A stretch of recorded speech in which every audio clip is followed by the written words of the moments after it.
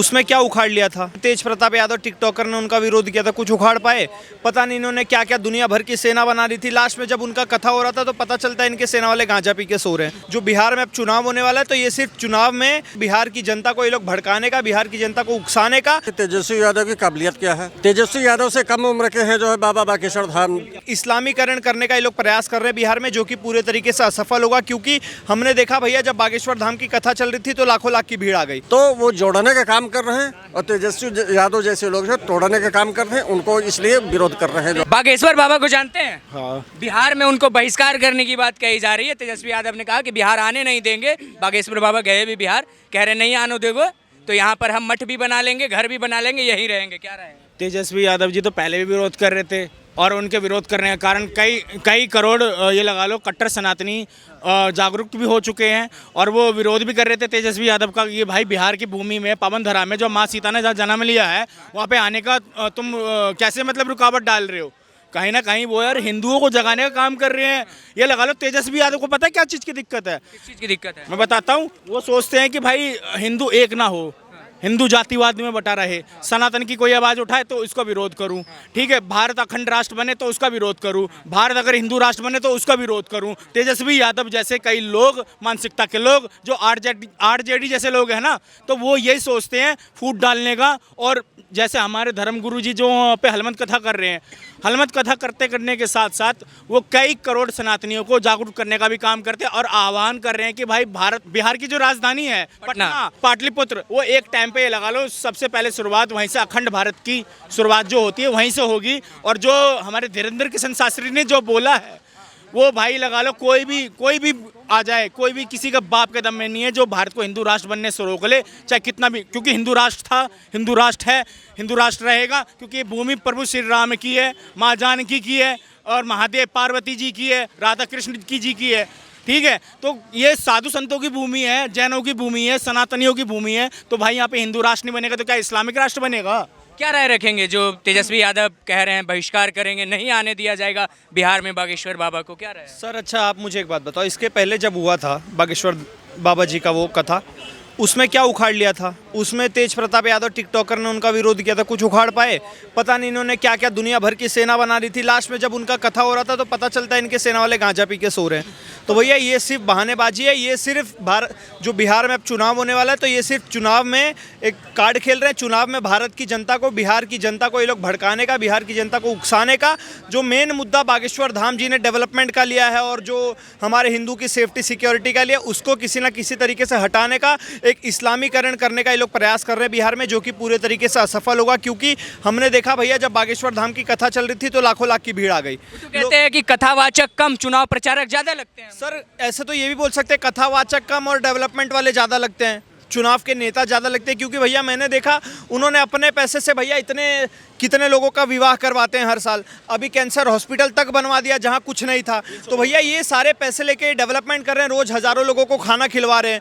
तो भैया ये सारी चीज़ें डेवलपमेंट में ही आती है। तो भैया अगर कोई एक कथावाचक इतनी डेवलपमेंट कर रहा है, साथ में अपने धर्म का ज्ञान दे रहा है, वो ये नहीं बता रहा है कि भैया तुम नंगे कपड़े पहन कर और इंस्टाग्राम पर जाके बिकनी में ठुमके लगाओ, ये सारी चीज़ें नहीं सिखा रहा है। वो हमारे धार्मिक चीज़ें सिखा रहा है। वो हमें बता रहा है कि भैया भारत को किस तरीके से आगे लेकर जाना है। तो भैया मैं चाहूँगा कि ऐसा एक कथावाचक हर राज्य में, हर जिले में, हर क्षेत्र में होना चाहिए। क्या हिंदू राष्ट्र का आह्वान बिहार से होने वाला है, जैसा बागेश्वर धाम सरकार धीरेन्द्र कृष्ण शास्त्री ने कहा? अच्छा सर, हिंदू राष्ट्र से दिक्कत किसको है?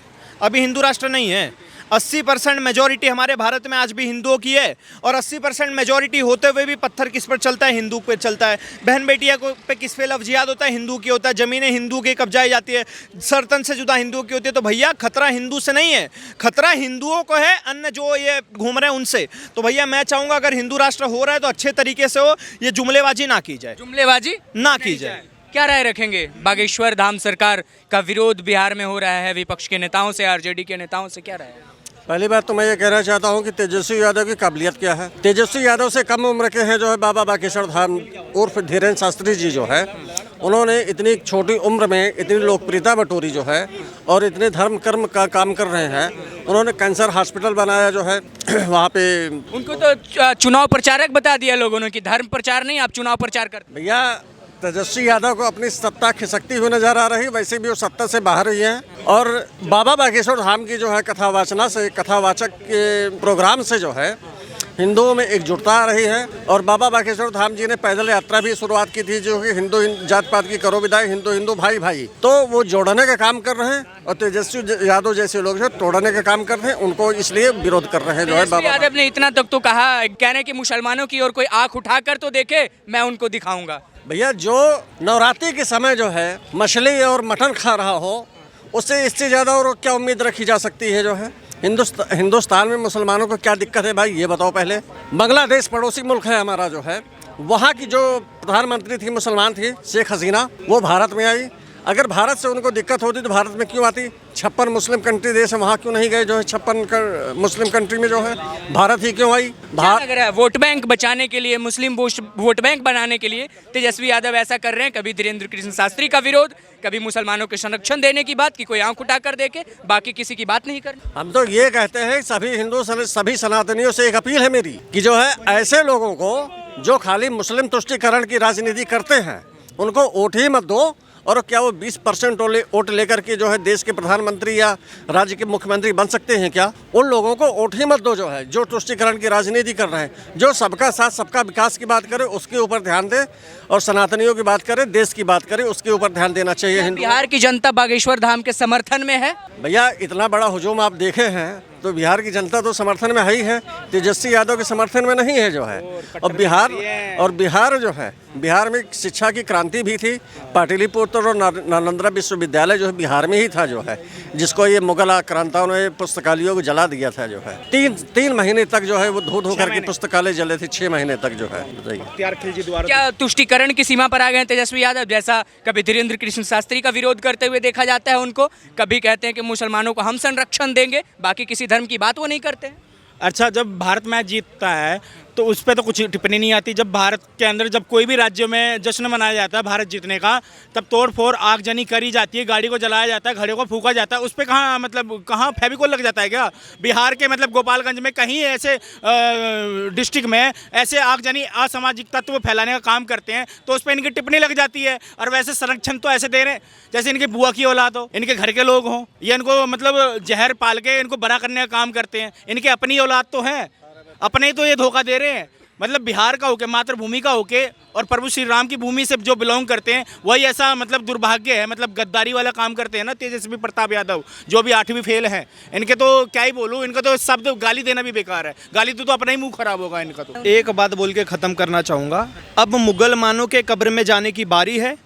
जो आपने बागेश्वर धाम सरकार के हनुमान कथा में देखा, इतना सारा हुजूम, वो हिंदू राष्ट्र की एक तैयारी है। लेकिन मुसलमानों को संरक्षण तो तेजस्वी दे रहे हैं। तो सर, मुसलमानों को संरक्षण देते देते पूरी पार्टी खत्म होने पे आ गई। और देते रहे। मैं तो चाहूँगा, मैं तेजस्वी यादव जी से प्रार्थना करना चाहूँगा कि कृपया करके आप सिर्फ मुसलमानों की बात उठाइए, मुसलमानों की आवाज़ उठाइए, ताकि जो सोए हुए लिंडू है ना, उनको समझ में आ जाए कि भैया कौन हिंदुत्व के समर्थन में है और कौन हिंदुत्व के विरोध में। इससे कम से कम क्लियर तो होगा। मैं चाहूँगा तेजस्वी यादव खुल के मुसलमानों का प्रचार करे भैया, इससे हिंदू कम से कम जागेगा तो सही, हिंदू सोचेगा तो सही कि भैया अगर मैंने इसको वोट दिया तो मेरी बहन बेटियों के साथ पता नहीं रेप हो जाएगा, कब मेरी बहन बेटियों को ज़बरदस्ती कब्जा करके उनका धर्म परिवर्तन करवा लिया जाएगा। तो भैया मैं चाहूँगा तेजस्वी यादव जी, आप ऐसे ही काम करते रहिए, ऐसे ही बिहार में मुसलमानवाद करते रहिए, ऐसे ही अपने पार्टी को सत्यानाश करते रहिए।